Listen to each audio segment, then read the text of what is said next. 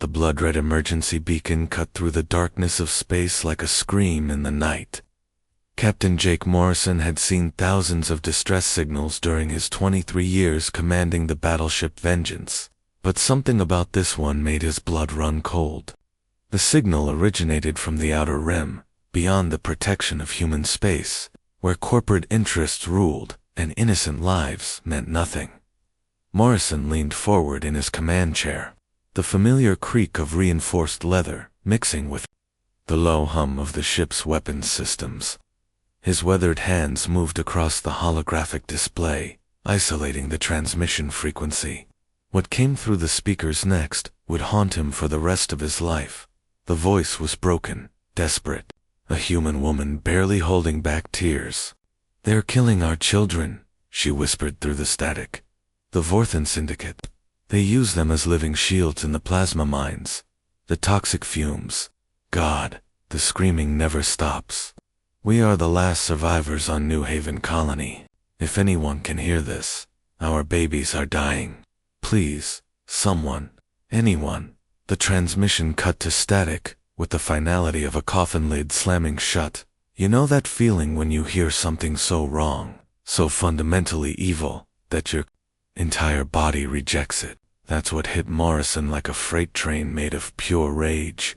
His knuckles went white as he gripped the armrests of his command chair, the metal groaning under the pressure. Around him, his bridge crew, hardened veterans who had survived humanity's brutal colonial wars against the Centauri pirates, watched their captain's face transform.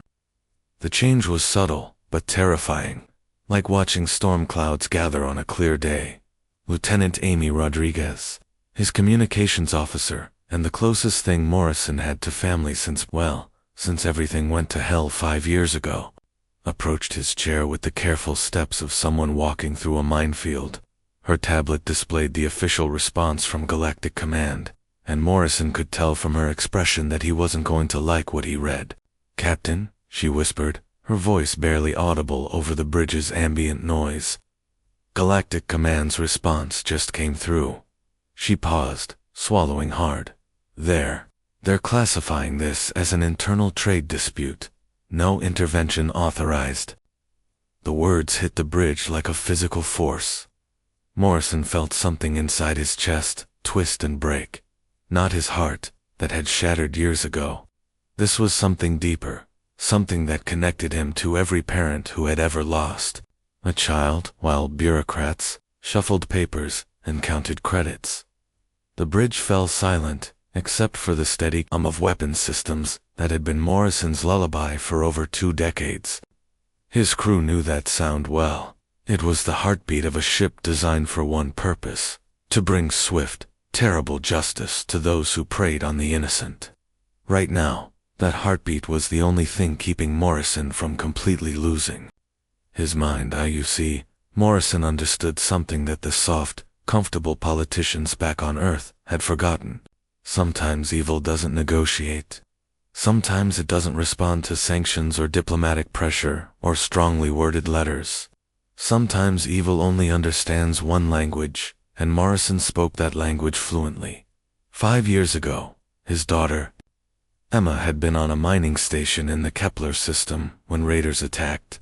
While Galactic Command debated jurisdiction and the appropriate diplomatic response, Emma and 43 other children had been used as human shields during the raiders' escape. The politicians had eventually filed a formal protest. The raiders had escaped to neutral space, protected by the same laws that had prevented any rescue attempt. Morrison had buried what was left of his daughter in a titanium coffin that weighed less than her favorite stuffed animal. The memory hit him like it always did, sudden, brutal, and absolute. But this time, instead of the crushing despair that usually followed, Morrison felt something else rising in his chest. Something hot and sharp and absolutely lethal. "Battle stations," he growled, his voice carrying the authority of a man who had commanded warships since before some of his crew were born. The words echoed through the ship's corridors, and Morrison could feel the vengeance come alive around him, like a predator sensing prey. Get me Admiral Brooks on Priority Channel, Morrison continued, standing from his command chair with the fluid grace of a career military officer. Tell her we're going to show these alien bastards what happens when you hurt human children. Rodriguez hesitated, her training warring with her loyalty to Morrison. Sir, that's a direct violation of that's an order, Lieutenant. Morrison's voice could have cut through the ship's hull plating. He turned to face his communications officer, and Rodriguez saw something in his eyes that made her take an involuntary step backward. It wasn't anger. Anger was hot and impulsive. This was something colder, more focused, infinitely more dangerous.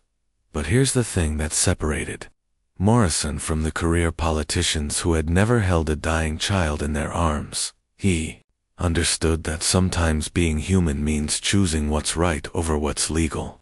Sometimes it means standing up when everyone else sits down, speaking up when everyone else stays silent, and acting when everyone else hides behind procedure and protocol.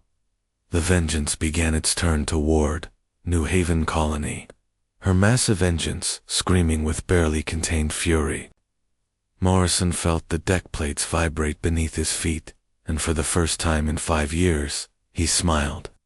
It wasn't a pleasant expression, more like a wolf baring its teeth before the hunt, as the ship's navigation systems calculated the jump to hyperspace. Morrison made a silent promise to every parent who had ever lost a child to corporate greed and bureaucratic cowardice. The galaxy was about to learn why humans were called Deathworlders, and why sometimes the monsters in the dark were exactly what the innocent needed. The question wasn't whether Morrison would reach New Haven Colony in time to save those children. The question was whether the Vorthan Syndicate would survive what was coming for them.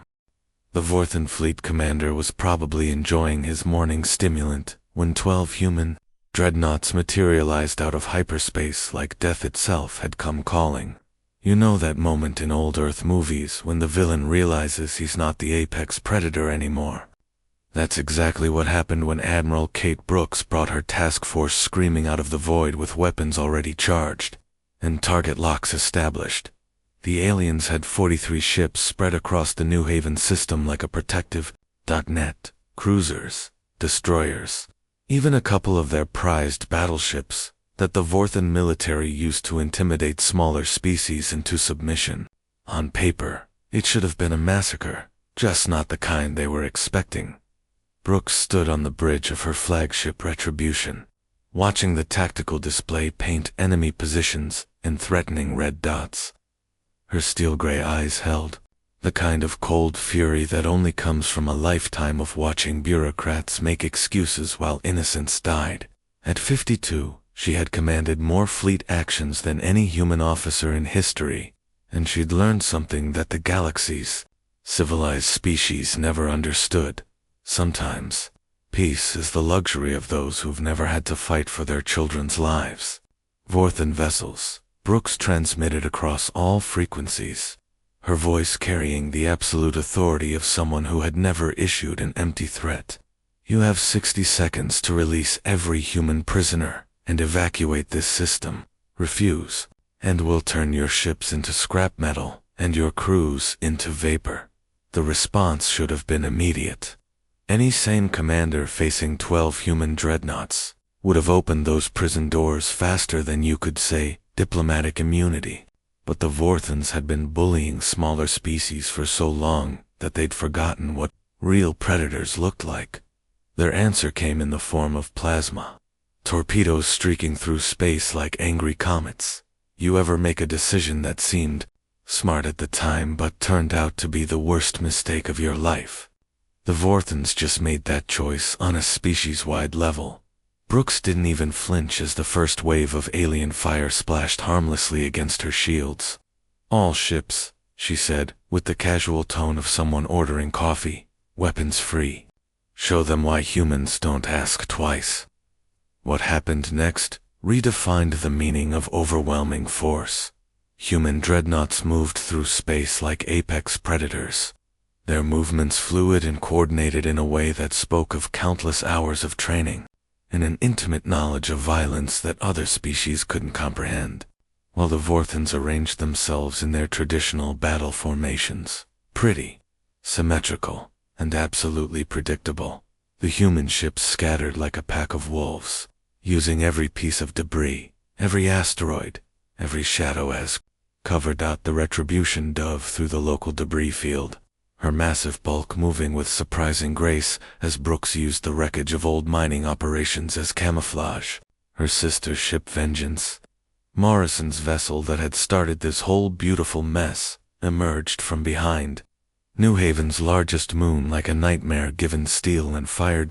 Captain Lisa Chen, commanding the destroyer Fury, did something that would have made her Academy instructors either proud or horrified.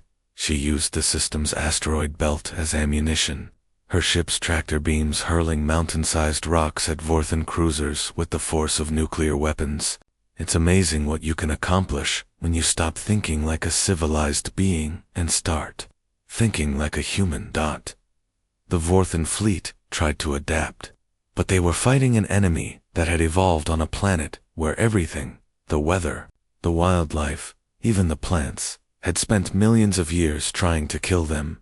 Humans didn't fight fair. They fought to win.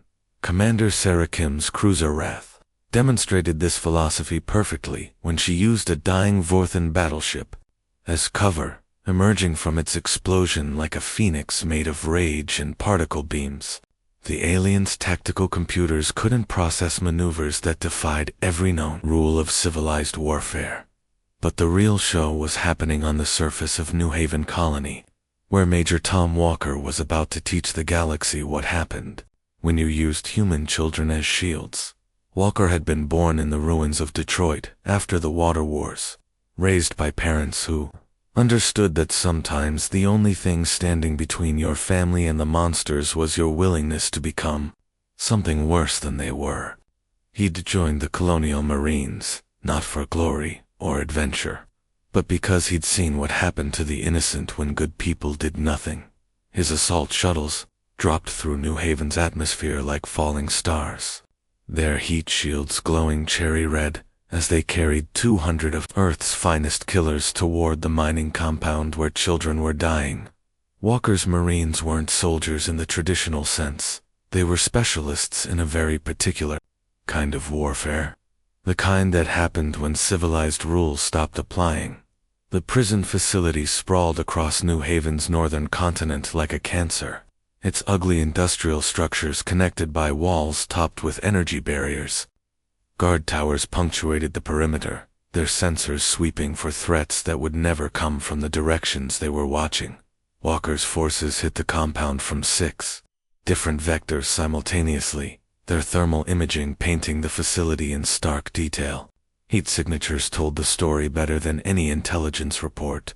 Clusters of small, cold forms huddled together in the mining shafts, surrounded by the larger, warmer signatures of their guards. Ever notice how bullies become cowards the moment they face someone their own size?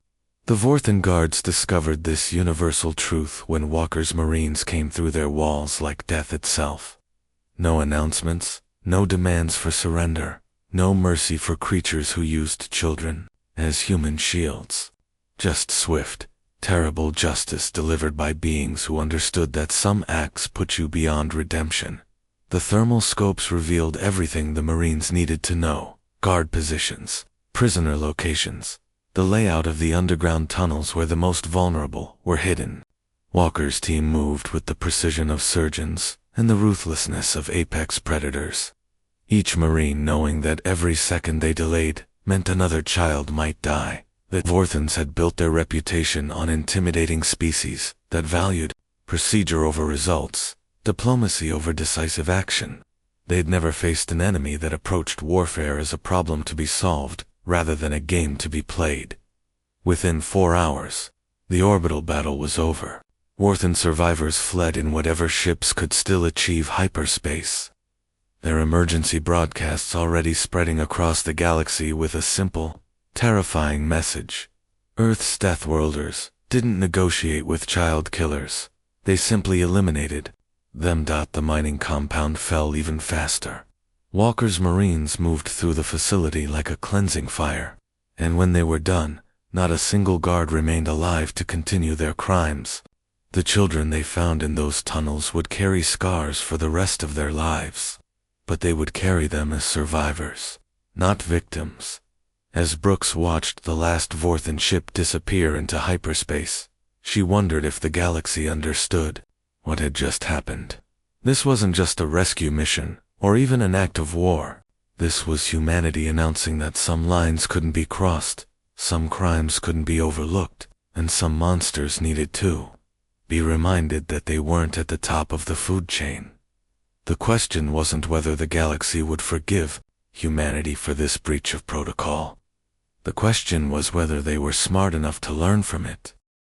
The makeshift hospital smelled like disinfectant and despair, a combination that Dr. Lisa Chen had grown to hate during her 15 years of battlefield medicine. She'd seen wounded soldiers, plague victims, and casualties of corporate wars, but nothing had prepared her for what she found in the mining tunnels beneath. New Haven Colony. The child in front of her couldn't have weighed more than 40 pounds. His name was Tommy, and he should have been playing with toy spaceships or learning to read, not lying on a medical cot with radiation burns covering 30% of his small body.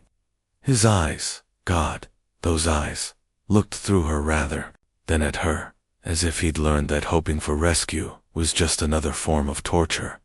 "What's your name, sweetheart?" Lisa whispered, her hands steady despite the rage building in her chest. The medical scanner in her palm painted a picture that made her want to scream: severe malnutrition, radiation poisoning, and the kind of psychological trauma that would take years to heal, if it ever did. "Tommy," came the barely audible reply. His voice cracked from breathing toxic fumes. "Are the bad aliens gone?" Lisa injected the anti-radiation medication into his thin arm, watching his tiny face scrunch up at the needle's sting. Such a small pain compared to what this child had endured, yet he still flinched. The human spirit's resilience never ceased to amaze her. Even after everything, he was still fighting. Forever, she promised, fighting back tears that threatened to betray her professional composure. "They're never coming back, Tommy, I promise." You know that moment when you realize that some promises are worth breaking every rule to keep? Lisa had just made one of those promises, and she meant every word. The sound of military boots on metal flooring announced Captain Morrison's arrival before she saw him. Jake Morrison had aged a decade in the past 24 hours, his weathered face carrying the weight of decisions that would echo across the galaxy. He moved through the hospital with the careful steps of a man trying not to disturb the wounded, but Lisa could see the barely contained fury in his movements. Other medical staff bustled around them, nurses checking IVs, medics distributing emergency rations, psychologists trying to coax words from children who had forgotten how to speak. The scene looked like something from humanity's darkest historical chapters.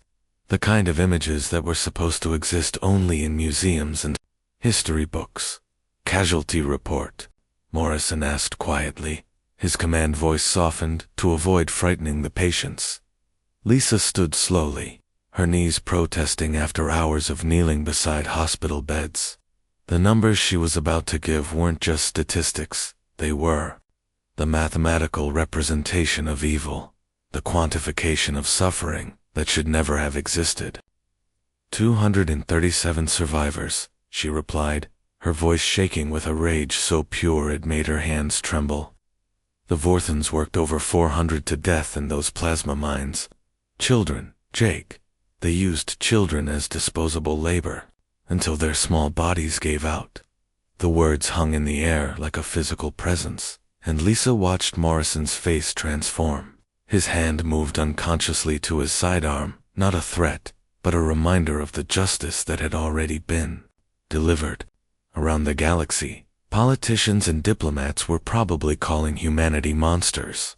Too violent for civilized space. Maybe they were right. Maybe that's exactly what the galaxy needed. Ever wonder what separates civilization from barbarism? It's not technology, or political systems, or diplomatic protocols. It's the willingness to protect those who can't protect themselves, even when, especially when, doing so makes you the villain in someone else's story. Captain, a weak voice called from across the medical bay. An elderly human colonist. His body ravaged by months of forced labor, but his eyes still sharp with intelligence, struggled to sit up on his hospital bed. His name was Harold Reeves, and before the Vorthons had arrived, he'd been New Haven's chief administrator. A man who'd spent his life believing in the power of negotiation and compromise. Morrison approached the old man's bedside, and Lisa could see the weight of command settling on the captain's shoulders like armor. These were his people now, his responsibility, and every choice he'd made had led to this moment.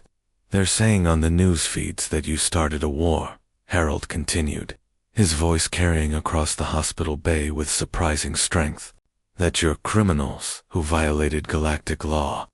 The Galactic Council is calling for your arrest. Morrison met the old man's eyes without flinching. He'd known this conversation was coming from the moment he'd ordered the attack on the fleet.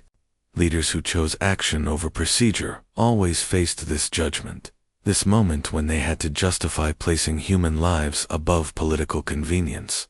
Do you think we're criminals, sir? Morrison asked, his voice carrying genuine curiosity.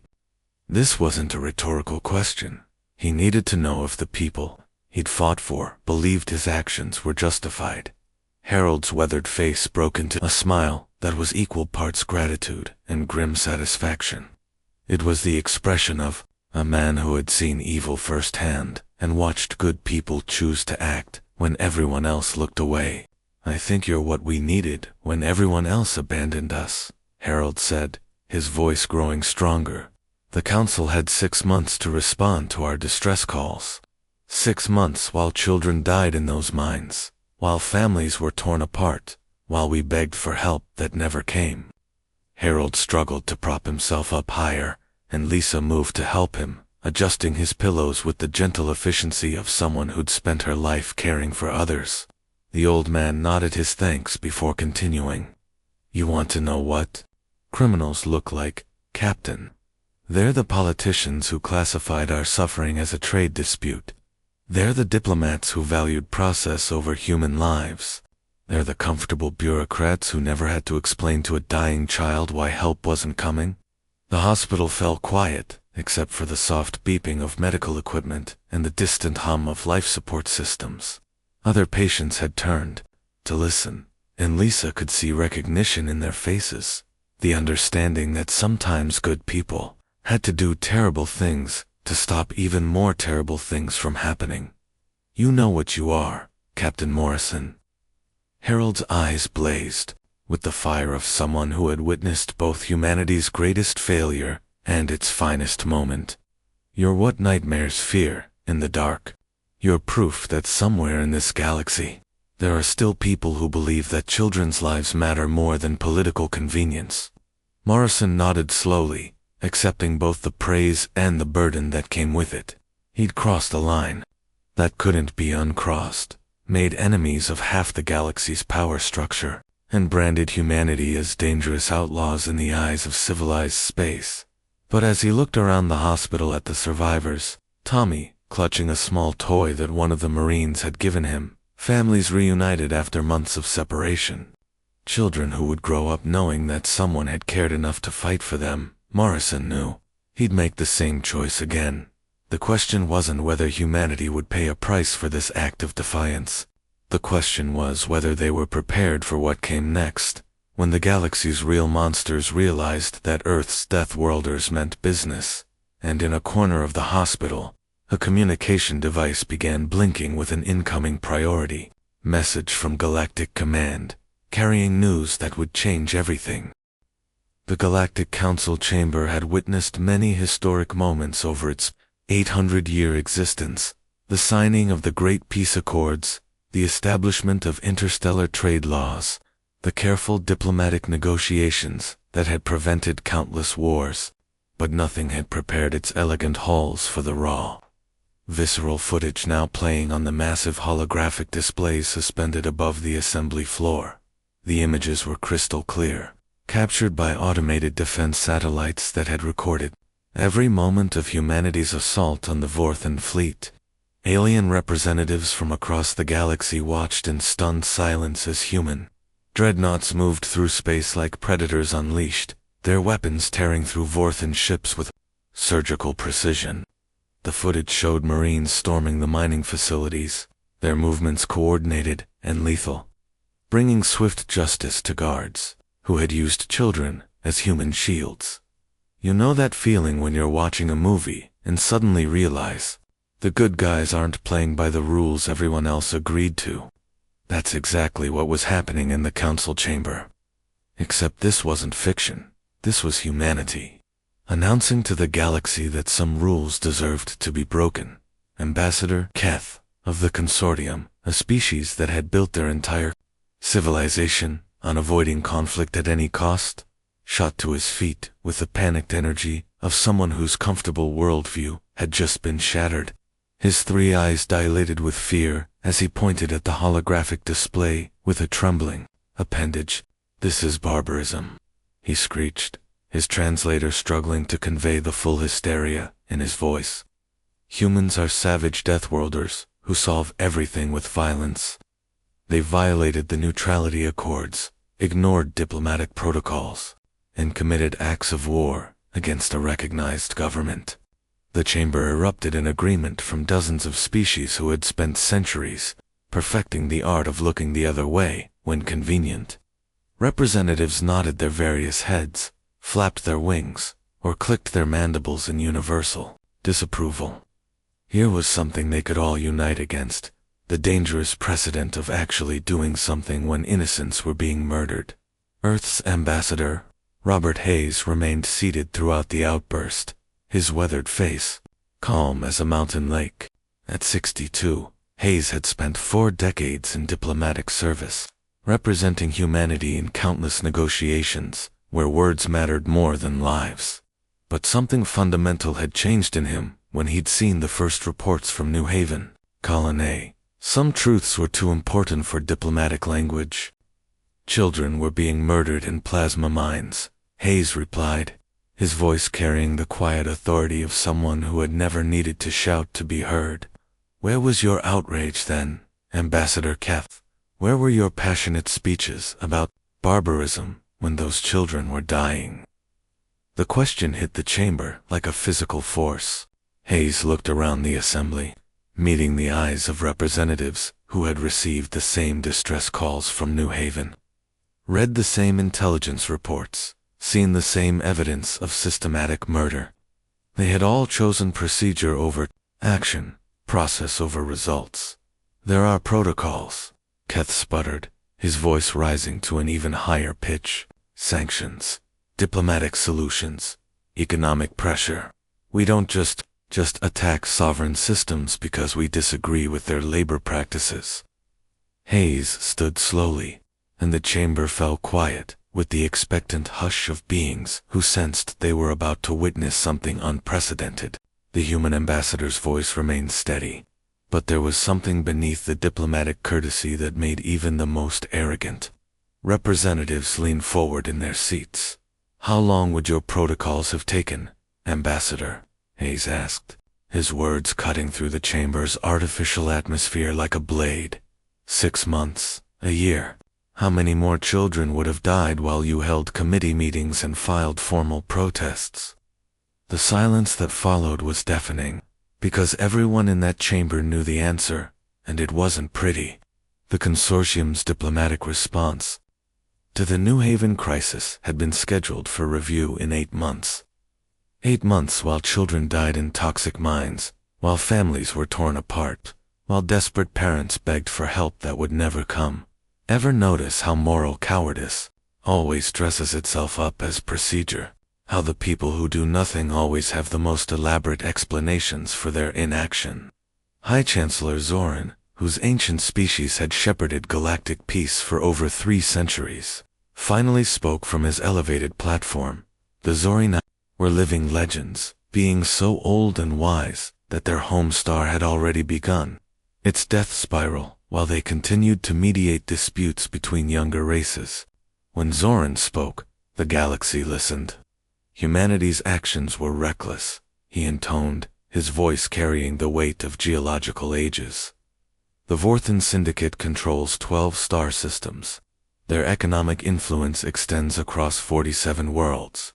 This could destabilize half the galaxy's trade networks. Hayes turned to face the High Chancellor, and for a moment, the chamber held its breath. No one had ever directly challenged Soren's authority in living memory. The ancient being's wisdom was considered absolute, his judgment beyond question. Then maybe it's time for some destabilization, Hayes replied, his words falling into the silence like stones into still water. When the powerful prey on the innocent, and the law does nothing, someone has to act. Someone has to be willing to choose what's right over what's profitable. The chamber erupted again, but this time, the chaos was different. This wasn't just disapproval, this was fear. Pure, primal terror at the implications of what Hayes had just said. In a galaxy built on careful compromise and profitable neutrality, humanity's concept of moral imperatives that transcended profit margins was alien and terrifying. Representatives who had spent their careers avoiding difficult decisions suddenly realized they were facing a species that might force them to make those choices. Beings who had grown comfortable with the status quo understood that humans represented something far more dangerous than military might. They represented the possibility of change. Ambassador Thrix of the Mining Guild, whose organization had significant investments in Vorthan operations, rose from his seat with visible agitation. His species communicated through color changes in their chitinous shells, and right now Thrix was displaying the deep crimson of absolute panic. You cannot simply decide that your moral code supersedes galactic law, Thrix declared, his shell flickering between red and orange with stress. If every species acted on their personal sense of justice, we'd have chaos, wars, economic collapse. Hayes smiled grimly, and the expression contained no warmth whatsoever. You mean we might have a galaxy where children weren't worked to death in plasma mines, where desperate parents didn't have to watch their babies die, while politicians counted credits? Yes, Ambassador, that does sound terrifying for people who profit from the current system. High Chancellor Zorin raised one ancient hand, and the chamber fell silent with the reflexive obedience of species who had learned to respect elder wisdom. But when he spoke, his voice carried a warning that chilled the artificial atmosphere. He'd have made enemies of half the council today, Ambassador Hayes. The Consortium, the Mining Guild, the Trade Federation, they will not forget this breach of protocol. Humanity will pay a price for this action. Hayes nodded slowly, accepting the threat with the calm resignation of someone who had already counted the cost and found it acceptable. He looked around the chamber one final time, meeting the eyes of beings who would spend the next century trying to pretend New Haven had never happened. Better to have enemies who fear us than friends who abandon children to die, Hayes replied, his words echoing through the chamber with finality. At least our enemies know where we stand. As Hayes turned to leave the assembly, every representative in the chamber understood that something fundamental had changed in the galaxy's power structure. The comfortable old order, where profit mattered more than principle, where procedure trumped justice, had just been challenged by a species that was apparently willing to fight for their beliefs. The question wasn't whether humanity would face consequences for their actions. The question was whether the galaxy's other species would learn from this demonstration, or whether they would unite to eliminate the dangerous precedent that Earth's Deathworlders had just established. And in the depths of space, another distress signal was already broadcasting across the void, carrying a message that would test humanity's resolve once again. 8 months had passed since New Haven, and the galaxy had not forgiven humanity for choosing action over diplomacy. The consequences had been swift and brutal. Economic sanctions that crippled human trade routes, diplomatic isolation that left Earth's colonies vulnerable, and a propaganda campaign that painted humans as dangerous savages who threatened galactic stability. But as Captain, Jake Morrison stood on the bridge of the Vengeance, reading the latest distress transmission. He realized that the galaxy's punishment had created something far more dangerous than they'd intended. They had turned humanity into exactly what the innocent needed most, outlaws with nothing left to lose.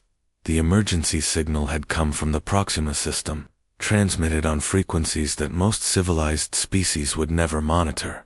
It wasn't addressed to the Galactic Council, or the Peacekeeping Force, or any official authority. The header made Morrison's blood sing with anticipation. To the Terran Death Fleet.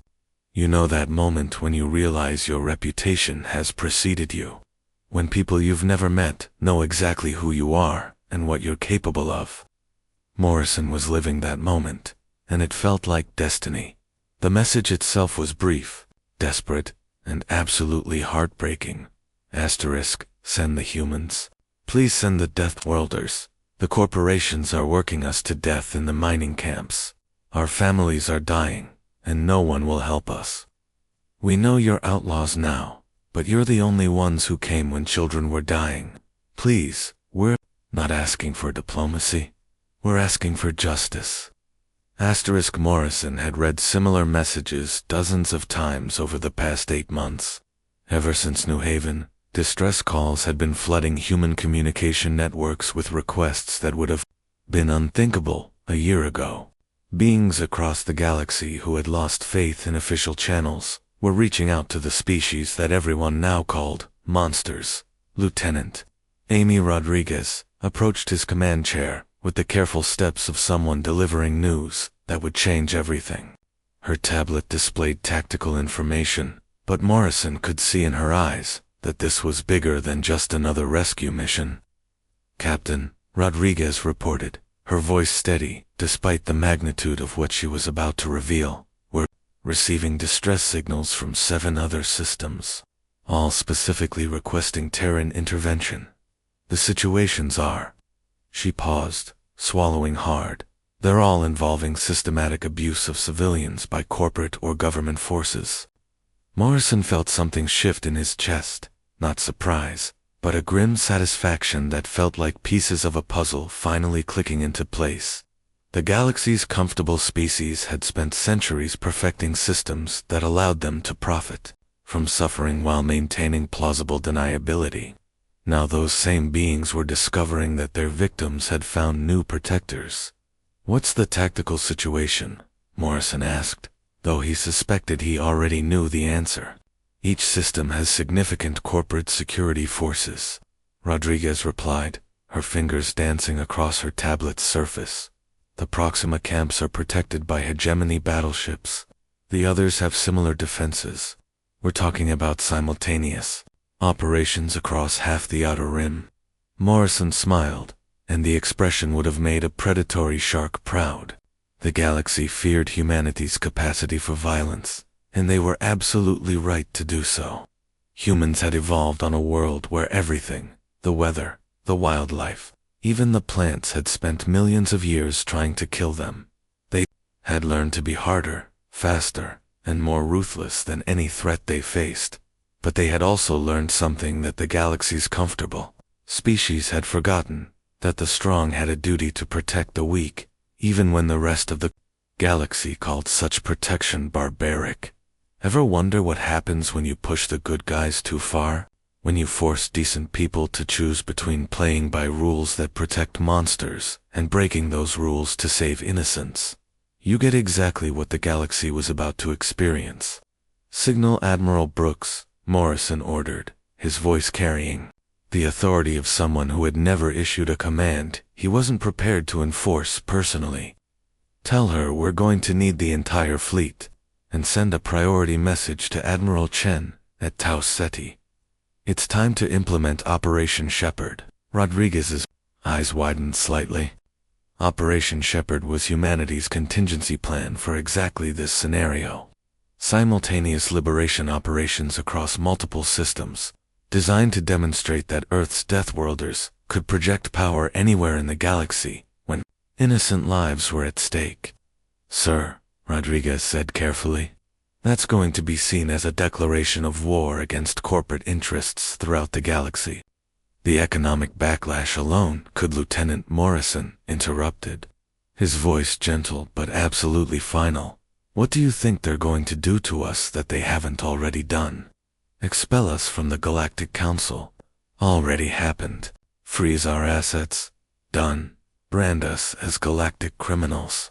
Last month's news. He gestured toward the tactical display showing the locations of the distress signals, each one representing thousands of beings who had given up on official help and turned to humanity as their last hope. They've already made us outlaws, Amy. The only question now is whether we're going to be the kind of outlaws who hide in the shadows, or the kind who make monsters check under their beds at night. The bridge crew had gathered around them, drawn by the electric tension that always preceded major operations. These were veterans who had served with Morrison through the colonial wars, beings who understood that sometimes good people had to do terrible things to stop even worse things from happening. Chief Weapons Officer Marcus Webb, a bear of a man, whose steady hands had delivered justice to more pirates and slavers than most people could count, stepped forward with the tactical assessment Morrison had been waiting for. Captain, I've run the numbers. If we coordinate with Admiral Brooks' task force and time our operations perfectly, we can hit all 8 systems within a 6-hour window. The corporate security forces won't have time to coordinate a response. Morrison nodded slowly, feeling the weight of command settle on his shoulders like familiar armor. 8 months ago, he'd been a respected officer in humanity's legitimate military forces. Now, he was planning operations that would make him one of the galaxy's most wanted criminals. Funny how quickly circumstances could transform heroes into villains, or reveal that the distinction had always been a matter of perspective. Set course for Proxima, Morrison ordered, watching his crew spring into action with the practiced efficiency of beings who had found their true calling, and open a channel to all ships in the fleet. As the Vengeance began its turn toward hyperspace, Morrison composed the message that would echo across human space and beyond. It wasn't a diplomatic statement or a carefully worded justification for their actions. It was a promise, simple and absolute. All vessels, this is Captain Morrison. We have multiple liberation operations commencing in 6 hours. The galaxy has made it clear that they consider us monsters for choosing action over procedure, justice over protocol. So be it. But they should understand what kind of monsters we've chosen to become. He paused, looking out at the stars that had become humanity's hunting ground. We are the apex predators who hunt those who prey on the innocent. We are the nightmare that corporate slavers will see in their dreams. We are proof that in a galaxy full of cowards hiding behind laws and protocols while children die, someone is still willing to fight. The Vengeance jumped to hyperspace, followed by dozens of other human warships, carrying the same message to every system where the innocent cried out for help. Morrison knew that this operation would make humanity permanent enemies of half the galaxy's power structure. But as he watched his tactical display populate with the locations of beings who had specifically asked for Deathworlders to save them, Morrison realized that humanity had found something more valuable than the galaxy's approval. They had found their true purpose. Every rescue, every liberation, every act of unauthorized justice sent the same message echoing across the stars. Hurt the innocent, and Earth's Deathworlders will find you, and in the depths of space.